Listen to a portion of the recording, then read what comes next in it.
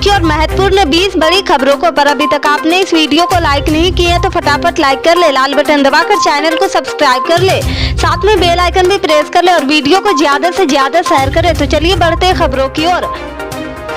आपको बता दें कि हिमाचल कांग्रेस के वरिष्ठ नेता मुकेश अग्निहोत्री ने उप मुख्यमंत्री के तौर पर पदभार ग्रहण कर लिया है। यह पहली बार है जब हिमाचल प्रदेश में किसी को उप मुख्यमंत्री बनाया गया हो। हिमाचल प्रदेश के उप मुख्यमंत्री मुकेश अग्निहोत्री ने कहा कि 10 दिन में ओल्ड पेंशन स्कीम की बहाली को लेकर फैसला लिया जाएगा। उन्होंने कहा कि मुख्यमंत्री बनते ही प्रदेश मंत्रिमंडल का गठन हो जाता है। अब मंत्रिमंडल विस्तार से भले ही समय लगे, लेकिन ओल्ड पेंशन स्कीम की बहाली का फैसला 10 दिन के भीतर लिया जाएगा। उन्होंने कहा कि हिमाचल कांग्रेस ने चुनाव से पहले जनता को जो गारंटी दी है उसे पूरी करने के लिए कांग्रेस सरकार प्रतिबद्ध है। मैनपुरी लोकसभा का उपचुनाव जीतने के बाद समाजवादी पार्टी की सांसद डिंपल यादव ने सांसद सदस्य के तौर पर शपथ ली है। वे अपने पति और समाजवादी पार्टी के मुखिया अखिलेश यादव के साथ दिल्ली में स्थित संसद भवन पहुंची थी। सदन की शपथ लेने के बाद डिंपल ने कांग्रेस नेता सोनिया गांधी के पैर छूकर उनका आशीर्वाद लिया है। मैनपुरी उपचुनाव में डिंपल ने बीजेपी के रघुराज साकी को 2,88,461 वोटों से हराया है। मैनपुरी सीट के लिए लगाया गया बीजेपी का सारा सियासी गणित फेल हो गया था। अपनी जीत के बाद डिंपल ने कहा था कि मैनपुरी की जनता और उन तमाम लोगों का शुक्रिया जिन्होंने हमें समर्थन दिया है। मैनपुरी की जनता ने इतिहास रचा है। यह जीत नेताजी की जीत है और हमारी यह जीत नेता श्रद्धांजलि के तौर पर उन्हें समर्पित है। 7 दिसंबर से चल रहे संसद के शीतकालीन सत्र का आज 5वां कार्य दिवस है। संसद के दोनों सदनों की कार्यवाही सुबह 11 बजे से जारी है। केंद्र सरकार इस सत्र के दौरान कम से कम 16 नए विधेयकों को पारित करने पर विचार कर रही। समान नागरिक संहिता तैयार करने के लिए एक पैनल बनाने का प्रयास करने वाले स्पष्ट प्राइवेट मेंबर बिल शुक्रवार को राज्यसभा में पेश किया गया है। वहीं लोकसभा में भारत चीन सीमा मुद्दे और कर्नाटक महाराष्ट्र विवाद पर भी हंगामा हुआ है। लोकसभा में सरकार ने सोमवार को कहा कि भारत में 3,560 कंपनियां हैं, जिसमें चीनी निदेशक है। कॉर्पोरेट मामले के राज्य मंत्री राव इंद्रजीत सिंह ने लोकसभा में एक लिखित जवाब में कहा कि देश में 174 चीनी कंपनियां विदेशी कंपनियां के रूप में पराजित है। रूस पर लगाम कसने के लिए पश्चिम देशों से रासायनिक ऑयल पर $60 प्रति बैरल का प्राइस कैप लगा दिया गया है। बैन के बावजूद भारत बिना डरे हुए रूस से बड़े पैमाने पर कच्चे तेल का आयात कर रहा है। एनर्जी कार्गो ट्रेकर वोटर्स की रिपोर्ट के मुताबिक भारत ने लगातार दूसरे महीने रूस से सबसे ज्यादा कच्चा तेल आयात किया है।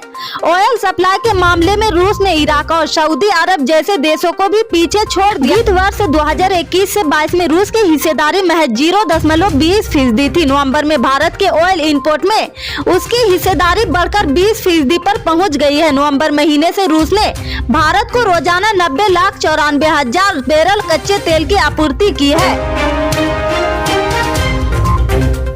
यूपी के पूर्व मुख्यमंत्री और सपा के राष्ट्रीय अध्यक्ष अखिलेश यादव अपनी पत्नी डिंपल यादव के साथ वृंदावन पहुंचे हैं। यहां पहुंचकर दोनों ने बांके बिहारी मंदिर में पूजा अर्चना कर ठाकुर बांके बिहारी जी का आशीर्वाद लिया है। इस दौरान पूर्व मुख्यमंत्री अखिलेश यादव ने कहा कि भारतीय जनता पार्टी का जो रास्ता है वह लोगों के सपने पूरे नहीं करता है, लोगों के सपने तोड़ता है। सपा अध्यक्ष ने कहा कि अभी कोई बाजार नहीं बचा हुआ है जहाँ पर व्यापारी के यहाँ GST का छापा नहीं पड़ा होगा। या कैसा GST का कानून बनाया है जिसमें इतने संशोधन करने पड़े हैं। व्यापारियों का भी बीजेपी से भरोसा उठता जा रहा। भारतीय जनता पार्टी के वरिष्ठ नेता भूपेंद्र पटेल ने प्रधानमंत्री नरेंद्र मोदी की मौजूदगी में आज गांधीनगर में गुजरात के मुख्यमंत्री पद की शपथ ली है। गुजरात के मुख्यमंत्री के रूप में पटेल का यह लगातार दूसरा कार्यकाल है। राज्यपाल आचार्य देवव्रत ने नए सचिवालय के पास हेलीपैड ग्राउंड में आयोजित एक समारोह में पटेल को राज्य के 18वें मुख्यमंत्री के रूप में शपथ दिलाई है। सीएम के साथ ही 16 अन्य मंत्रियों ने भी शपथ ली है, जिनमें से 8 कैबिनेट रैंक के हैं। इनमें 11 पूर्व मंत्री भी शामिल है। हिमाचल प्रदेश के नए मुख्यमंत्री सुखविंदर सिंह सुक्खू ने सोमवार को मुख्यमंत्री पद का ग्रहण लिया है। इस दौरान उनके साथ उप मुख्यमंत्री मुकेश अग्निहोत्री और हिमाचल कांग्रेस के अन्य वरिष्ठ नेता भी मौजूद थे।